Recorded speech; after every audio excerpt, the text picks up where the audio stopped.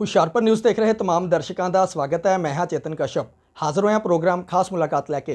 ਸੋ ਅੱਜ ਹੁਸ਼ਿਆਰਪੁਰ ਨਿਊਜ਼ ਦੀ ਟੀਮ ਇੱਕ ਵਾਰ ਫਿਰ ਤੋਂ ਪਹੁੰਚੀ ਹੈ ਮੰਜੂ ਸ਼ਰਮਾ ਵੀਜ਼ਾ ਪਲੈਨਰ ਦੇ ਆਫਿਸ 'ਚ। ਇੱਥੋਂ ਮੈਡਮ ਦੇ ਨਾਲ ਗੱਲਬਾਤ ਕਰਾਂਗੇ ਕਿ ਵੀਜ਼ਾ ਦੇ ਖੇਤਰ ਦੇ ਵਿੱਚ ਕੀ ਕੁਝ ਇਸ ਵਕਤ ਨਵਾਂ ਚੱਲ ਰਿਹਾ ਹੈ। ਮੈਡਮ ਸਭ ਤੋਂ ਪਹਿਲਾਂ ਤਾਂ ਬਹੁਤ-ਬਹੁਤ ਸਵਾਗਤ ਹੈ। Thank you sir, thank you. So madam ਸਭ ਤੋਂ ਪਹਿਲਾ ਸਵਾਲ ਹੈ, ਤੁਹਾਡੇ ਵੱਲੋਂ ਯੂਕਰੇਨ ਓਪਨ ਵਰਕ ਪਰਮਿਟ ਤੇ ਵੀ ਕੰਮ ਕੀਤਾ ਜਾ ਰਿਹਾ ਹੈ। ਮੈਂ ਚਾਹੁੰਦਾ ਕਿ ਸਾਡੇ ਦਰਸ਼ਕਾਂ ਨੂੰ ਇਸ ਬਾਰੇ ਜ਼ਰੂਰ ਜਾਣਕਾਰੀ ਸਾਂਝੀ ਕਰੋ। होशियारपुर न्यूज़ देख रहे सभी दर्शकों को मेरा नमस्कार। हमने एज वीज़ा प्लानर्स लॉन्च किया है यूक्रेन का ओपन वर्क परमिट। बहुत सारे कैंडिडेट्स हमारे पास अप्रोच करते थे कि मैम अब हमारी स्टडी की एज नहीं है, हम 35 पार कर गए हैं, 40 पार कर गए हैं, तो अगर कोई वर्क परमिट हो तो हमें आप ज़रूर बताएं। सो आई वॉज़ लुकिंग फॉर, क्योंकि वर्क परमिट की जो इंडस्ट्री है उसमें फ़्रॉड बहुत ज़्यादा है एंड आप कितना भी सेफ़ रहें, चांसेस आर हायर कि पैसे का लॉस होगा। और पैसे के साथ as a immigration consultant reputation का बहुत लॉस होता है। सो मैंने बहुत रिसर्च करने के बाद ये यूक्रेन का ओपन वर्क परमिट बताया है सभी को। इसका फ़ायदा ये है कि आपका बजट बहुत कम है, आपको 20 लाख 30 लाख या 15 लाख खर्च करने की ज़रूरत नहीं है। एक आम मिडिल क्लास परिवार का बच्चा या अगर कोई एल्डर एज है वो वर्क वीज़ा पे जा सकते हैं, वहाँ पर आप फुल टाइम काम कर सकते हैं। हम आपको एयरपोर्ट पिकअप, टीआरसी कार्ड, 1 महीने का रहना, पूरा पैकेज दे रहे हैं एंड मैक्सिमम पैसा हम आफ्टर वीज़ा ही ले रहे हैं। तो ये बड़ा सेफ़ एंड सिक्योर है। एंड बीइंग अ लेडी मेरे पास इमिग्रेशन का लाइसेंस है, हमारा इमिग्रेशन लाइसेंस नंबर 79 है। तो आपको किसी तरह का डर नहीं है कि हमारे साथ किसी भी तरह का कोई हैंकी पैंकी या वी कैन से कि किसी तरह का डाउट रहेगा आपको। सो ये बहुत अच्छा है कि अगर आप स्टडी नहीं करना चाहते हो, टूरिस्ट में भी वीज़ा की कोई श्योरिटी नहीं है, so you can go on open work permit. ਜੀ ਮੈਮ, ਇੱਕ ਵਰਕ ਪਰਮਿਟ ਔਰ ਓਪਨ ਵਰਕ ਪਰਮਿਟ ਦੇ ਵਿੱਚ ਕੀ ਅੰਤਰ, ਕਿਉਂਕਿ ਕਾਫੀ ਸਾਰੇ ਲੋਕ ਐਸੇ ਨੇ ਜਿਹੜੇ ਇਹਦੀ ਜਾਣਕਾਰੀ ਤੋਂ ਵਾਂਝੇ ਨੇ। ਸੋ ਮੈਂ ਵੀ ਚਾਹੁੰਦਾ ਕਿ ਤੁਸੀਂ ਸਾਡੇ ਦਰਸ਼ਕਾਂ ਨੂੰ ਜਾਣਕਾਰੀ ਜ਼ਰੂਰ ਦਿਓ ਕਿ ਵਰਕ ਪਰਮਿਟ ਔਰ ओपन वर्क परमिट ਦੇ ਵਿੱਚ ਕੀ ਅੰਤਰ ਹੈ। हाँ जी, हमारे जैसा कि चेतन जी ने पूछा, हमारे और भी क्लाइंट्स इंक्वायरी करते हैं कि मैम असी तो वर्क परमिट तो बहुत सुनीदा है, तो तुसी नवा केड़ा ओपन वर्क परमिट लॉन्च किया है। तो देखिए मैं आपको एग्जांपल देती हूँ कि जैसे कनाडा में अगर आपके स्पाउस, आपके वाइफ या हस्बैंड पढ़ रहे हैं तो आप उनके पास जब जाते हैं तो आपकी वीज़ा कैटेगरी होती है ओपन वर्क परमिट, यानी कि आपको वहाँ जाके फुल टाइम काम करने की परमिशन है। जो वर्क परमिट होता है उसमें कंपनी इन्वॉल्व होती है, एक एम्प्लॉयर जो अब्रॉड का है वो आपको वहाँ से जॉब लेटर भेजता है, आपके वहाँ पर सैलरी वेजेस ये वगैरह सारा लिखा होता है। अगर जैसे कनाडा में ज़रूरत है कि LMIA लीमिया की भी, एंड अब होता क्या है कि अगर इन सबको फॉलो करते हैं, अब गल्फ़ कंट्रीज़ में भी इसी तरह से कंपनी के थ्रू कंपनी के अंडर जाते हैं काम करने, और आपका पासपोर्ट वहाँ जमा हो जाता है और आपको साल 2 साल जो कॉन्ट्रैक्ट है वहाँ पर काम करना पड़ता है। इसमें दिक्कत क्या आती है कि कई बार तो बहुत अच्छे से सब हो जाता है, जैसे गल्फ़ अरब देशों में कोई प्रॉब्लम नहीं आती, आपको जो तनख्वाह बताइए आपको दे रहे हैं, आप रह रहे हैं। बट आप 10 साल काम कर लो अरब कंट्रीज़ में, 20 साल काम कर लो, आपको PR नहीं मिलती, आप पक्के नहीं हो सकते। फाइनली जब आपकी एज हो गई, आप 45 के हो गए, 50 के हो गए, आप इंडिया आ गए, और इतनी सेविंग्स भी नहीं हो पाती क्योंकि बच्चे बड़े हो रहे हैं, उनके भी खर्चे हैं। ओपन वर्क परमिट का फ़ायदा क्या है कि आप यहाँ से एक खुला वीज़ा लेकर जाएं, किसी कंपनी के अंडर नहीं, किसी बंदे के अंडर नहीं, आप जाएं अपने लेवल पे जॉब ढूंढें, जैसी आपकी स्किल है, क्वालिफ़िकेशन है, उस हिसाब से आप जॉब ढूंढ रहे हैं, आपको एक अच्छी नौकरी मिल गई, 5 साल आपको यूक्रेन में रहना है, उसमें भी पूरे 12 महीने के एवरेज नहीं, साल में 9 महीने आपको यूक्रेन में रहना है, 3 महीने आप दूसरे देशों में घूमने जा सकते हैं। जैसे यूक्रेन की जो बॉर्डर है वो काफ़ी शेनेगन कंट्रीज़ को लगती है, तो आप वहाँ घूम फिर के आओ और अपना मिनिमम 9 महीने यूक्रेन में रहो। 5 साल तक अगर आप काम करते हो, टैक्स पे करते हो, कोई क्राइम नहीं है, रेट आपका कोई क्रिमिनल रिकॉर्ड नहीं है, तो आपको यूक्रेन PR भी देता है। सो किसी भी तरह का बंधन नहीं है, आप सिक्योर हैं अगेन, एंड आपको PR मिल रही है। तो वर्क परमिट इज़ वेयर जहाँ पर कंपनी इन्वॉल्व है, आप किसी के अंडर हैं, और ओपन वर्क परमिट खुला वीज़ा कि अपने हिसाब से काम ढूंढें। ਜੀ ਇੱਕ ਹੋਰ ਵੀ ਮੈਮ ਇੱਥੇ ਤੁਸੀਂ ਇਹ ਯੂਕਰੇਨ ਓਪਨ ਵਰਕ ਪਰਮਿਟ ਦੀ ਜਾਣਕਾਰੀ ਦੇ ਰਹੇ ਹੋ ਬਹੁਤ ਵਧੀਆ ਤਰੀਕੇ ਨਾਲ। ਇੱਕ ਹੋਰ ਵੀ ਵੱਡਾ ਸਵਾਲ ਹੈ, ਜੇਕਰ ਕਿਸੇ ਵਿਅਕਤੀ ਨੂੰ ਯੂਕਰੇਨ ਦਾ ਓਪਨ ਵਰਕ ਪਰਮਿਟ ਵੀਜ਼ਾ ਹਾਸਲ ਹੋਣ ਤੋਂ ਬਾਅਦ ਜੇਕਰ ਉਹ ਆਪਣੀ ਫੈਮਿਲੀ ਦੇ ਨਾਲ ਵਿदेश ਵਿੱਚ ਹੀ ਸੈਟਲ ਹੋਣਾ ਚਾਹੁੰਦਾ ਹੈ, ਸੋ ਉਸ ਲਈ ਕੀ ਪ੍ਰੋਸੈਸ ਹੈ, ਕਿਸ ਤਰ੍ਹਾਂ ਉਹ ਅਪਲਾਈ ਕਰ ਸਕਦਾ ਹੈ। हाँ बिल्कुल, ये बहुत अच्छा सवाल आपने पूछा। मान लीजिए एग्जाम्पल मेरा ही है कि मैं ओपन वर्क परमिट पे यूक्रेन चली गई, अब मेरे हस्बैंड मुझे ज्वाइन करना चाहते हैं, तो उनको डिपेंडेंट वीज़ा मिलेगा, और मेरा जब TRC कार्ड यानी कि टेम्परेरी रेजिडेंसी कार्ड बन गया, जो कि 1 साल का होता है, वो बनने के बाद लगभग 15-20 दिनों में हमारी कंपनी से आप डिपेंडेंट वीज़ा लगवा सकते हो। एंड आपके बच्चे भी आपको ज्वाइन कर सकते हैं, तो एक फैमिली वीज़ा हो जाएगा और वो भी बहुत कम चार्जेस में। उसका ये नहीं कि फिर से हम 10 लाख मांग रहे हैं, 5 लाख मांग रहे हैं। तो आप अंदाज़ा लगा सकते हैं कि बहुत ही कम कॉस्ट में हम पूरे परिवार को माइग्रेट करवाते हैं। ਓਕੇ ਮੈਮ, ਜੇਕਰ ਇੱਕ ਮੌਜੂਦਾ ਸਮੇਂ ਦੀ ਗੱਲ ਕਰੀਏ ਤਾਂ ਕਾਫੀ ਸਾਰੇ ਸਟੂਡੈਂਟਸ ਅਜਿਹੇ ਨੇ ਜੋ 10ਵੀਂ ਜਾਂ +2 ਦੀ ਆਪਣੀ ਸਿੱਖਿਆ ਪੂਰੀ ਕਰਨ ਤੋਂ ਬਾਅਦ ਵਿਦੇਸ਼ 'ਚ ਜਾ ਕੇ ਸਿੱਖਿਆ ਹਾਸਲ ਕਰਨ ਦੇ ਚਾਹਵਾਨ ਹੁੰਦੇ ਨੇ। ਪਰ ਕਈ ਵਾਰ ਹਾਲਾਤ ਜਾਂ ਪ੍ਰਸਥਿਤੀਆਂ ਅਜਿਹੀਆਂ ਹੁੰਦੀਆਂ ਨੇ, ਫਾਈਨੈਂਸ਼ੀਅਲ ਤੌਰ 'ਤੇ ਜ਼ਿਆਦਾ ਮਜ਼ਬੂਤ ਨਹੀਂ ਹੁੰਦੇ।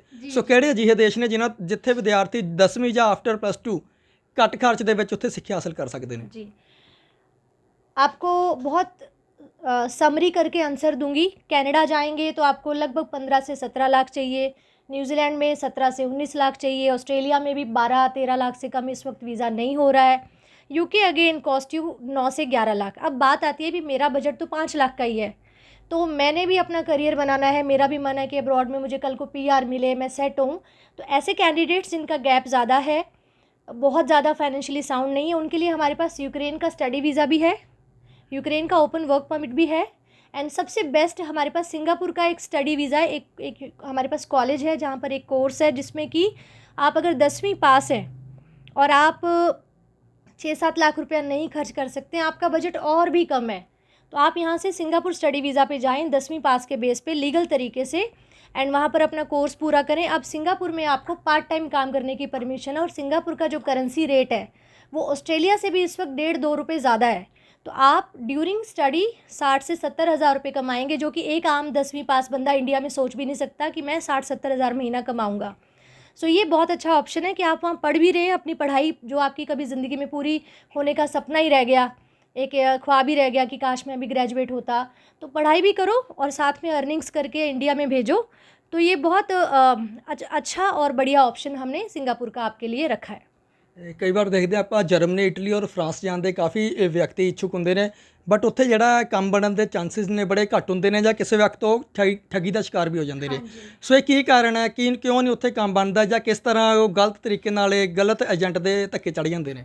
जी, देखिए शेनिगन कंट्री की हमारे पास बड़ी क्वेरीज़ हैं। हमारे पास 21 साल से लेके 35 साल तक के लोग अप्रोच करते हैं कि मैडम सानू जर्मनी जाना है, सानू इटली फ्रांस जाना है। अब सवाल ये होता है कि जब आप शेनिगन कंट्रीज 26 देशों का वीज़ा एक साथ लेते हो, तो आपको दिल्ली, जो कि वहाँ पर उनका हाई कमीशन है, जर्मन हाई कमीशन, वहाँ पर जाके आपको इंटरव्यू देना है, पर्सनल इंटरव्यू। तो हम हमेशा क्लाइंट से पूछते हैं कि ठीक है हम आपकी फ़ाइल प्रोसेस कर देते हैं, बट क्या आप एम्बेसी इंटरव्यू क्लियर कर सकते हो, जो कि फ़ेस टू फेस होगा, वीज़ा ऑफिसर के सामने होगा। आपकी इंग्लिश बहुत अच्छी होनी चाहिए, या आपने अगर आइल्स नहीं करा तो आपको जर्मन लैंग्वेज का कोर्स किया होना चाहिए, या फ्रांस जाना है तो फ्रेंच लैंग्वेज कोर्स होना चाहिए। तो अगर आपने वो स्किल्स ली ही नहीं और आप सिर्फ इस ज़िद में कि पाजी मैं उत्थे जाना है, तो एजेंट लोग क्या करते हैं कि फ़ाइलें पकड़ लेते हैं कि चलो जी आपका जर्मनी लगवा देंगे, आपका गैप भी ओके है जी, विदाउट आइल्स लगा देंगे, पर एंड में वो वीज़ाज़ कभी लगते ही नहीं है, वो फ़ाइलें कभी एम्बेसी तक पहुँच नहीं पाती, पहुँच भी जाएँ तो इंटरव्यू में बच्चे फेल हो जाते हैं, इंटरव्यू क्लियर नहीं कर पाते, और उनका डिससेटिस्फाइड होने के वजह से इंटरव्यू में रिजेक्शन हो जाता है। तो इसीलिए मैं भी अक्सर सर्च करती हूँ कि फ़ेसबुक पे कौन से एजेंट है जो जर्मनी फ्रांस इटली कर रहे हैं। देयर इज़ हार्डली 2% 3% है। कारण ये है कि फ़ाइल की प्लानिंग प्लॉटिंग अच्छी नहीं है, अगर वो अच्छी भी है तो स्टूडेंट कॉन्फिडेंस नहीं रख पाते इंटरव्यू क्लियर करने का, तो इसी वजह से 1 या 2% ही सक्सेस रेट है। तो मेरी राय ये कि अगर आपको मालूम है कि मैं इंग्लिश में बहुत ज़्यादा फ्लुएंट नहीं हूँ, तो आप दूसरी कंट्रीज़ के ऑप्शन देखें। ਜੀ ਮੈਮ, ਇੱਕ ਪਿਛਲੇ ਦਿਨੀ ਸੋਸ਼ਲ ਮੀਡੀਆ ਤੇ ਤੁਹਾਡੀ ਮੈਂ ਇੱਕ ਵੀਡੀਓ ਦੇਖੀ ਸੀ, ਔਰ ਮੈਂ ਸਾਂਝੀ ਵੀ ਕਰੀ ਸੀ ਆਪਣੇ ਫੇਸਬੁੱਕ ਅਕਾਊਂਟ ਤੇ, ਜਿਸ ਵਿੱਚ ਸ਼ਾਇਦ ਤੁਸੀਂ ਕਿਸੇ ਸਟੂਡੈਂਟਸ ਦੀ ਹੈਲਪ ਕੀਤੀ ਸੀ ਕਿ ਉਹਦੇ ਵਿਦੇਸ਼ ਵਿੱਚ ਪੈਸੇ ਫਸ ਗਏ ਸੀਗੇ, ਗਲਤ ਏਜੰਟ ਦੇ ਉਹ ਮਤਲਬ ਕਿ ਉਹਦੇ ਥਰੂ ਹੋ ਗਿਆ ਸੀਗਾ। ਸੋ ਅਜਿਹੇ ਲੋਕਾਂ ਨੂੰ ਕੀ ਮੈਸੇਜ ਦੇਣਾ ਚਾਹੁੰਦੇ ਹੋ, ਜਾਂ ਕਿਸ ਤਰ੍ਹਾਂ ਤੁਸੀਂ ਉਹਨਾਂ ਨੂੰ ਅਵੇਅਰ ਕਰਨਾ ਚਾਹੁੰਦੇ ਹੋ ਕਿ ਇਹ ਗਲਤ ਏਜੰਟਾਂ ਤੋਂ ਕਿਸ ਤਰ੍ਹਾਂ ਬਚਿਆ ਜਾ ਸਕੇ? जी, देखिए आजकल सबसे अच्छी बात क्या है कि हमारे मोबाइल में इंटरनेट है, हम हर चीज़ को डबल चेक कर सकते हैं। तो हमेशा जब भी फ़ाइल लगानी है आप एजेंट का ट्रैक रिकॉर्ड देखें कि उसने अब तक कितने वीज़े लगवाए हैं और कितनी फ़ोटो ऐसे पासपोर्ट देते हुए उसने करी है, उससे अंदाज़ा हो जाता है कि उसका सच्चा है काम। कई बार क्या करते हैं कि वीज़े इकट्ठे करके पेस्टिंग लगा देते हैं, जी हमने जी 100 वीज़े लगाए, लेकिन आप पूछो कि ठीक है, अगर आप पर्टिकुलर ये कंट्री कर रहे हो और आप ਜੀ ਜੀ ਮੈਂ ਇਹੀ ਗੱਲ ਤੇ ਆ ਰਿਹਾ, ਜਦੋਂ ਵੀ ਅਕਸਰ ਕੋਈ ਵੀ ਜਾਂਦਾ ਹੈ ਕਿਸੇ ਕੋਈ ਵੀ ਵਿਅਕਤੀ ਜਾਂ ਮੈਂ ਹੀ ਜਾਵਾਂ ਕੋਈ ਜਾਵਾਂ, ਆਪਾਂ ਅਕਸਰ ਦੇਖਦੇ ਹਾਂ ਕਿ ਇਮੀਗ੍ਰੇਸ਼ਨਾਂ ਵੱਲੋਂ ਆਪਣੇ ਆਫਿਸ ਦੇ ਵਿੱਚ 100 200 ਵੀਜ਼ਾ ਫੋਟੋਆਂ ਜਿਹੜੀਆਂ ਪੰਜਾਬੀ ਦੇ ਵਿੱਚ ਕਿਹਾ ਜਾ ਸਕਦਾ ਕਿ ਟੰਗੀਆਂ ਹੁੰਦੀਆਂ ਨੇ, ਤਾਂ ਲੋਕ ਭੋਲੇ ਪੰਜਾਬੀ ਸਾਡੇ ਗੱਲਾਂ 'ਚ ਆ ਜਾਂਦੇ ਆ ਕਿ ਸ਼ਾਇਦ ਸਾਡਾ ਕੰਮ ਇੱਥੇ ਬਣ ਜਾਏਗਾ, ਬਟ ਆਖਿਰਕਾਰ ਉਹ ਠੱਗੀ ਦਾ ਸ਼ਿਕਾਰ ਹੁੰਦੇ ਨੇ। देखो बहुत सिंपल है चेक करना किसी भी एजेंट को। पहले सबसे पहले उसके पास इमिग्रेशन लाइसेंस होना चाहिए, उसके ऑफिस में डिस्प्ले में होना चाहिए, आपको एंटर करते ही दिखे ये गवर्नमेंट का रूल है। अगर उसके पास लाइसेंस नहीं है फिर तो बिल्कुल ही मत जाओ, पहले ही काटा मार दो। दूसरा, आपका जो डीलिंग करेगा केस, चाहे वो ऑनर काम कर रहा है चाहे स्टाफ है, उनकी इंग्लिश का लेवल बहुत अच्छा और हाई होना चाहिए। अगर एक बिल्कुल ही एक एजेंट जिसको इंग्लिश का ई भी नहीं आता और वो ऑफिस खोल के बैठा है, तो अब्रॉड की dealings, overseas emails, college university embassy की डीलिंग वो हैंडल नहीं कर पाएगा। तो ऐसा एजेंट अक्सर स्टाफ के भरोसे बैठा है, तो आप रिस्क मत लो। उसके बाद आप कभी भी बड़ी रकम यानी कि 1 लाख या उससे ऊपर कोई भी रकम एजेंट को कभी भी नहीं देनी, ना कैश ना उसके अकाउंट में ट्रांसफ़र करो, क्योंकि एक बार एजेंट के पास पैसा गया तो रिकवरी बहुत मुश्किल है। तो बेटर है आप बोलो सर आपकी फ़ीस क्या, आप 10,000 लेंगे, 20 लेंगे, 50,000 लेंगे, कोई बात नहीं, आपकी नॉलेज का पैसा है, आप उसको वही पैसा दो जो उसकी नॉलेज का है, उसकी प्रोसेसिंग फ़ीस है।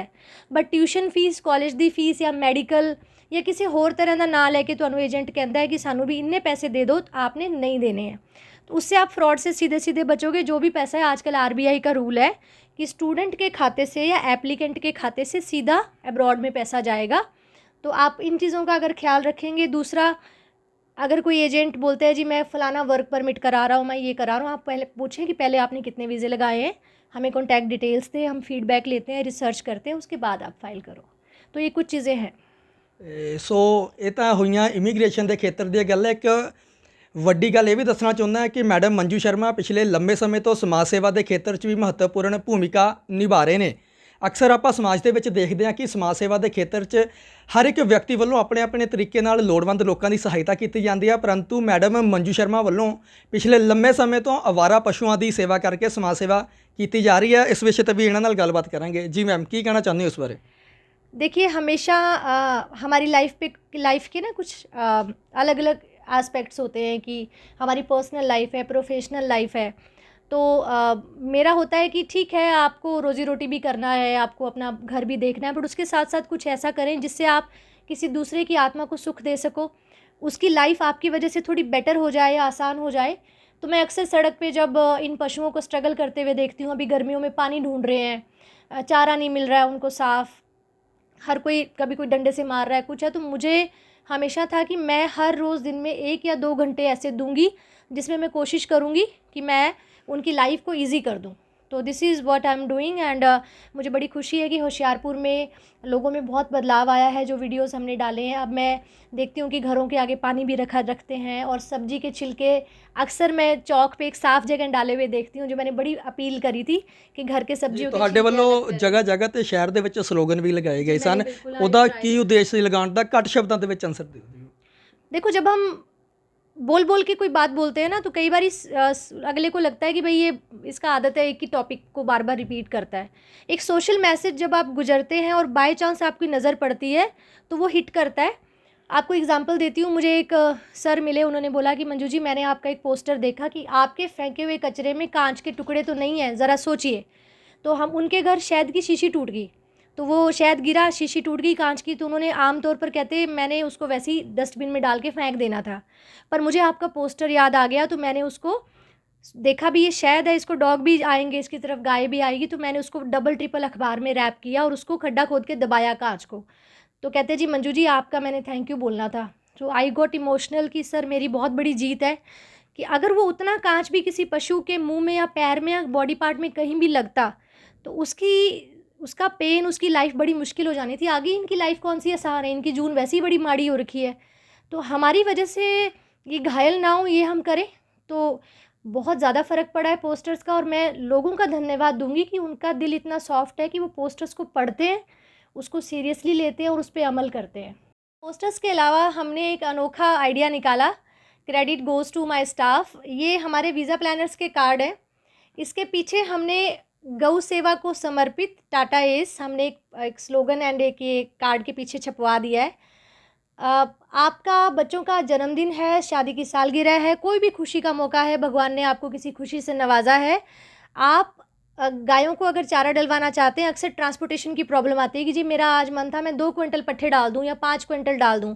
अब क्या है कि ट्रांसपोर्टेशन के चार्जेस ही चारे वाला इतना मांग लेता है कि सोचते हैं भी इतना कैसे करेंगे। तो हमारी तरफ से टाटा इस फ्री है, तेल का, डीजल का या ड्राइवर का कोई खर्चा नहीं, हम खुद आप तक पहुंचेंगे, आप हमें सिर्फ पट्ठे भरवा दें और आप हमारे साथ चलो या बताएं कि मैम वहाँ पे आप गायों को चारा डाल दो। पानी की भी सुविधा हम लोग इसी टाटा इसके थ्रू अब करने लगे हैं। तो जैसे ही हम वीज़ा प्लानर का कार्ड देते हैं, पीछे हम ये दे देते हैं। अब इससे क्या है कि काम तो हो ही रहा है, बिज़नेस प्रमोट तो हो ही रहा है, बट सेवा और सत्कर्म एक अच्छी चीज़ भी हो रही है कि जिसको भी कार्ड मिलेगा वो सोचेगा कि चारा डालना है। सेकंड एक रिक्वेस्ट ये है, हम लोग इस बार पूरी गर्मी में मंदिरों के आगे पानी की टंकियां कंस्ट्रक्टेड ईंटों वाली पक्की टंकी बनवा रहे हैं और हमें आप सबके सहयोग की ज़रूरत है। कोई भी पशु शहर में प्यासा ना घूमे आगे, अभी से इतनी गर्मी है, देखिए जून जुलाई में क्या हाल होगा। तो आप हमें सहयोग करें, आप वीज़ा प्लानर में कॉन्टैक्ट कर लें एंड पानी पशुओं को होशियारपुर में मिले, इसके लिए please help us. Thank you. So ਇਹ ਸਨ ਸਾਡੇ ਨਾਲ ਵੀਜ਼ਾ ਪਲੈਨਰ ਇਮੀਗ੍ਰੇਸ਼ਨ ਕੰਪਨੀ ਦੇ ਐਮਡੀ ਮੈਡਮ ਮੰਜੂ ਸ਼ਰਮਾ ਜੀ, ਜਿਨ੍ਹਾਂ ਵੱਲੋਂ ਯੂਕਰੇਨ ਓਪਨ ਵਰਕ ਪਰਮਿਟ ਵੀਜ਼ੇ ਦੀ ਵੀ ਜਾਣਕਾਰੀ ਸਾਡੇ ਨਾਲ ਸਾਂਝੀ ਕੀਤੀ ਗਈ ਹੈ ਔਰ ਵਿਦਿਆਰਥੀਆਂ ਨੂੰ ਵੀ ਅਪੀਲ ਕੀਤੀ ਗਈ ਹੈ ਕਿ ਕਿਸ ਤਰ੍ਹਾਂ ਉਹ ਜੋ ਗਲਤ ਏਜੰਟ ਨੇ ਉਹਨਾਂ ਤੋਂ ਬਚਣ ਔਰ ਨਾਲ ਦੇ ਨਾਲ ਆਪਣੇ ਸਮਾਜ ਸੇਵਾ ਦੇ ਖੇਤਰ 'ਚ ਜੋ ਸੇਵਾਵਾਂ ਨਿਭਾਈਆਂ ਜਾਂਦੀਆਂ ਨੇ ਉਹਨਾਂ ਸੰਬੰਧੀ ਵੀ ਜਾਣਕਾਰੀ ਦਿੱਤੀ ਗਈ ਹੈ। ਕੈਮਰਾ ਪਰਸਨ ਸੁਖਵਿੰਦਰ ਹੀਰਾ ਦੇ ਨਾਲ ਚੇਤਨ ਕਸ਼ਯਪ, ਤਾਜ਼ਾ ਤਰੀਨ ਖਬਰਾਂ ਦੇ ਲਈ ਜੁੜੇ ਰਹੋ ਹੁਸ਼ਿਆਰਪੁਰ ਨਿਊਜ਼ ਦੇ ਨਾਲ।